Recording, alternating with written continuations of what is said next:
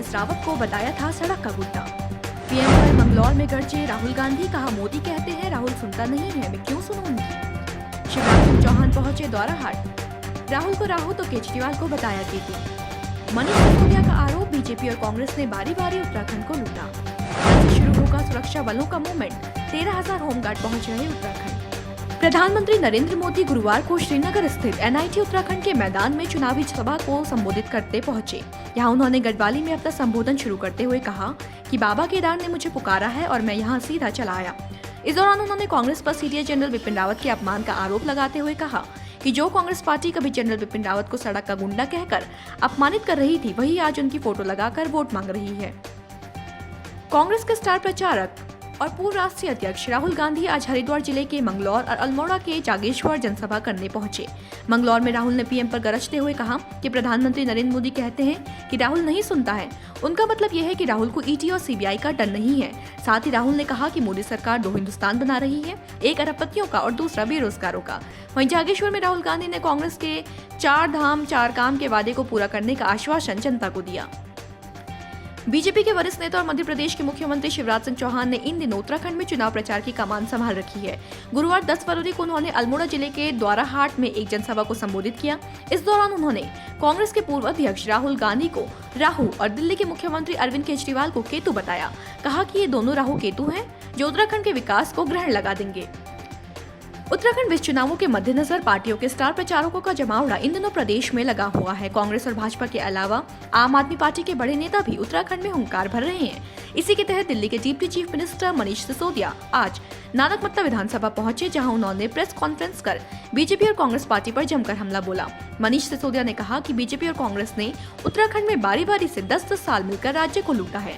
वहीं भाजपा ने इस 5 सालों में 3 मुख्यमंत्री बदलकर राज्य की जनता के साथ मजाक किया है। उन्होंने कहा कि प्रदेश के मुख्यमंत्री पुष्कर सिंह धामी 6 महीने में एक भी ऐसा काम नहीं कर पाए जिसे वो जनता को गिना सके। उत्तराखंड में विधानसभा चुनाव के लिए 14 फरवरी को मतदान होना है। ऐसे में प्रदेश के दूरस्थ पर्वतीय क्षेत्रों में पुलिस, होमगार्ड और केंद्रीय सुरक्षा बलों की टीमें 11 फरवरी से मूवमेंट शुरू कर देंगी। इसके साथ ही 12 और 13 फरवरी को बाकी जिलों में सुरक्षा बलों की रवानगी की जाएगी, ताकि 14 फरवरी को होने वाले मतदान को निष्पक्ष और शांतिपूर्ण तरीके से संपन्न कराया जा सके। उत्तराखंड पुलिस मुख्यालय के मुताबिक उत्तर प्रदेश, राजस्थान, हरियाणा, पंजाब और हिमाचल जैसे राज्यों में लगभग 13,200 होमगार्ड के जवान उत्तराखंड पहुंचने लगे हैं, जो कल यानी शुक्रवार तक आ जाएंगे। उत्तराखंड विधानसभा चुनाव 2022 में चुनाव प्रचार अपने पूरे चरम पर है। 14 फरवरी को मतदान होना है। ऐसे में सभी प्रत्याशी घर घर जाकर लोगों से अपने पक्ष में वोट करने की अपील कर रहे हैं। खटीमा में मुख्यमंत्री पुष्कर सिंह धामी ने थारू जनजाति के बुजुर्गों और नेताओं के साथ एक बैठक की और अपने पक्ष में वोट करने की अपील की। सीएम पुष्कर सिंह धामी ने जनजाति समाज के साथ हुई मीटिंग में बीजेपी के विकास कार्यों को गिनाया और कहा कि जनजाति समाज के उत्थान के लिए बीजेपी सरकार लगातार प्रयासरत है। उत्तराखंड में बीजेपी ने अपना दृष्टि पत्र बुधवार को जारी कर दिया था, जिसके बाद राजनीतिक पार्टियों ने बीजेपी को उसके दृष्टि पत्र को लेकर घेरना शुरू कर दिया। इसी कड़ी में पूर्व मुख्यमंत्री हरीश रावत ने भी बीजेपी के दृष्टि पत्र को लेकर तंज कसा और उसे दृष्टिबाधित रोग से ग्रसित बताया। हरीश रावत ने कहा है कि भाजपा के दृष्टि पत्र में कुछ नया नहीं है। भाजपा का दृष्टि पत्र एक अलमारी में रखने या कूड़े के ढेर में डालने के लिए बनाया गया है। साथ ही कहा कि कांग्रेस का घोषणा पत्र धर्म है। कांग्रेस अपने घोषणा पत्र को अमल में लाने का काम करती है। सीएम पुष्कर सिंह धामी ने गुरुवार को काशीपुर विधानसभा में भाजपा प्रत्याशी त्रिलोक सिंह चीमा के समर्थन में सैनिक कॉलोनी में जनसभा कर जनता से वोट मांगा। जनता को संबोधित करते हुए सीएम धामी ने कहा कि भाजपा सरकार ने हर वर्ग का ख्याल रखते हुए घोषणा पत्र तैयार किया है। घोषणा पत्र को जनता की रायशुमारी के बाद ही तैयार किया गया है। ऐसे में प्रदेश भर में भाजपा को जन समर्थन मिल रहा है। प्रदेश की जनता ने कांग्रेस की करनी और कथनी को परख लिया है, इसलिए प्रदेश में एक बार फिर सरकार भाजपा की आने वाली है।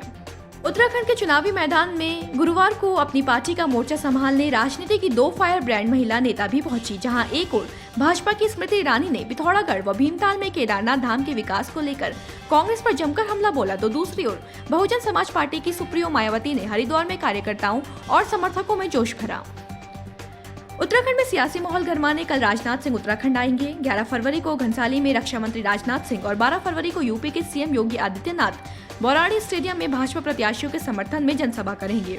वहीं पीएम मोदी शुक्रवार को अल्मोड़ा में चुनावी हुंकार भरते दिखेंगे। बाकी अपडेट्स के लिए बने रहें देवभूमि इनसाइडर के साथ। आज ही डाउनलोड करें देवभूमि इनसाइडर ऐप।